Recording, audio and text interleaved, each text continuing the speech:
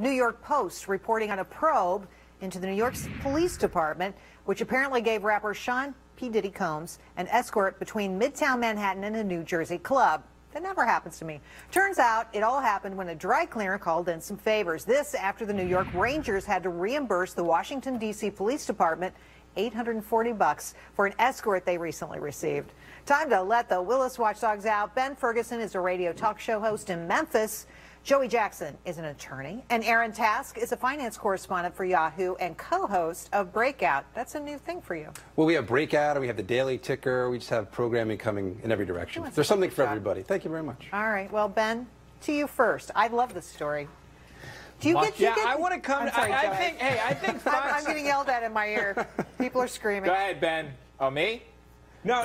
Hey, no, all I can say is I think you should fly us all to Fox. We should all get an escort, go see a good game, maybe something, you know, hockey, playoffs. It can work, and then we'll just not pay for it later. I like this. I don't blame P. Diddy for this. I blame the cops for this, and they're trying to say, well, he should reimburse. Why? He got a hookup. I wouldn't turn one down, so I was like, I will give you a police escort. I'd take it, wouldn't you? Joey, it's my taxpayer dollars. This is much That's ado why about I care. nothing. But look, it could have been tragic. Something could have happened. The police are there for security purposes. It was one city block. It is a busy precinct, but they missed nothing. The police did the right and proper thing. He has a Bentley. He has a Mercedes. There are other things. Crowds could have gathered around. He's a superstar. Leave Diddy alone. I'm sure he has his own security team as well. My favorite part of the story is that it was his dry cleaner who got, that was part of his entourage. I mean, look, the police are supposed to be there in case something bad happens, and if something bad happened, they wouldn't have been able to be on the scene because they were helping P. Diddy. And I live in New Jersey. I'd love an escort home myself to the Lincoln Tunnel. Sometimes a lot of traffic builds up there. They prevented something bad from happening by the mere fact that they took the good judgment and escorted him out of town. Works both ways. Lost your mind. Lost your mind. You're not the first one to say that. It's my taxpayer dollars. Exactly. That's what I'm outraged about. All right, well, let's go on to another big name. For decades, McDonald's, Burger King, and Wendy's were the nation's biggest restaurant chains. No longer. Recently, Subway made its way into the #2 spot. Now, Starbucks is #3. Aaron, I'm like confused by that. Starbucks is doing a great job. I mean, obviously, most Americans were addicted to caffeine, so you've got to go to Starbucks for your coffee, and they've got pretty decent food as well, and they've got stuff for the kids. We had Howard Schultz on the Daily Ticker, shameless plug there. He's done a great job of reinventing and revitalizing Starbucks since he's returned as the CEO. Ben, jump in here. What do you say about this? You know, it's brilliant and insanity that we actually still buy $4 a cup coffee. I mean, I had a meeting the other day in D.C. and someone said, meet me at the corner of 1700 and Penn at Starbucks. There's 4 Starbuckses on that corner block. It was like trying to find, you know, what's the guy's name in the book? Where's Waldo? I mean, it's insane, but they're successful. They're making money. More power to them. They've tapped into something really good here. And the point is, Jerry, it's multifunctional. You can go to Starbucks, you can just relax, you can meet people, you can talk, you can study, you can get work done. It has so many functions. If you invite people into a place that's inviting, they're going to spend their time there. And when they spend their time there, Aaron, they spend their money. Yes, they do. And Howard Schultz, the check goes to Joey today. Give me more. He can spare it, so that's good. All right. America's population of centenarians, people who are 100 or over, already the largest in the world, has roughly doubled in the past 20 years to around 72,000. That's according to the Census Bureau. That number projected to at least double again by 2020. Joey, will you be one of them? This is awesome. I hope so. Look, people are living longer. We have better health care. They're treating their bodies right. They're eating healthier things. I think it's a function of the times. I mean, I don't know what it's going to say about Social Security checks in the future, but it's a wonderful start. Aaron? Yeah, I think Joey hit upon something, that higher health care costs going forward. Everybody's living longer, which is a great thing. It's a testament to the greatness of American society, but there's going to be more bills to pay as more people live to 100 plus. And who knows who's going to be escorted through the Lincoln Tunnel then. Ben, and your what do you taxpayer say? dollars will pay for it. Yeah.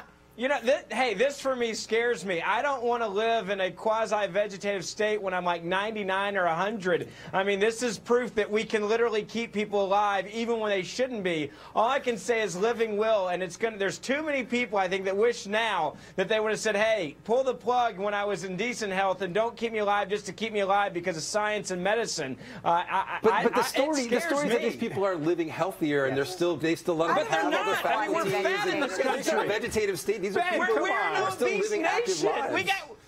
No, we got brilliant doctors and brilliant medicine and people that are huge. Let's be honest. Ben, they're looking good. They're feeling good. They're playing right. It's all good. No vegetation here. This is something. If you take care of yourself, if you don't overeat, if you don't smoke, if you live a good life, you can make it to 100. Can I just say there's no vegetative 85. state on this show? All right. A homeless single mother in Connecticut is accused of stealing $16,000 worth of education for her son by enrolling the kindergartner in her babysitter's school district. The woman used the sitter's address to register the boy in a significantly wealthier school district. And now, get this, you won't believe it, she faces up to 20 years in prison and up to $15,000 in fines if convicted. Joey, is that fair? This is a travesty of justice, Jared. We all want what's best for our children, whether we enroll them in better schools, whether we pay for their schools. This is a homeless person. What's the issue? She didn't have tax dollars to do it. I think this is a bad prosecution, and the mayor coming out and trying to besmirch her character, talking about a marijuana arrest, talking about an arrest from 2001 is just wrong. She should not be prosecuted. Aaron? I agree. We all want what's best for our kids, and I think we all know somebody who uses somebody else's address to get their kids into a better school. I have a friend who lives in Jersey City. Her mom lives in New York. Her kids go to school in New York because it's a better school system than where she lives in Jersey City.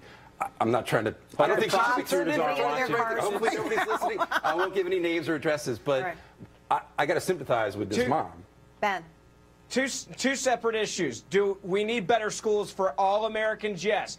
Should we allow people to break the law and lie to get their kids in the better schools? No. If this woman wants better schools, she should fight for it instead of smoking pot, and she should live a better life and get a better job so she can move there. So we should put her in jail for 20 years, right, Ben? No, that's not what I'm saying. No, I don't think you should put her in jail for 20 years, but if you don't prosecute her in some shape, manner, or form, then everybody else is going to do it, which ruins the good schools for people that are saying, hey, I don't need to work, I'll be homeless, but by golly, I'll get my kids a good education. I'm sure homelessness was her choice. And don't let people lie. Homelessness was her choice, Ben. She couldn't wait to be homeless. Hey, you know what? It's a choice she made. Okay. Well, that's a really rough topic, isn't it? It's a tough one. It's a tough one because there are taxpayer dollars that are going to pay for this kid's education, but generally it's a good thing that there's kids being educated. It's a sad story. All right. Guys, you did a great job. Thanks for helping us out today. Really appreciate it. We'll be right back with my 2 cents more.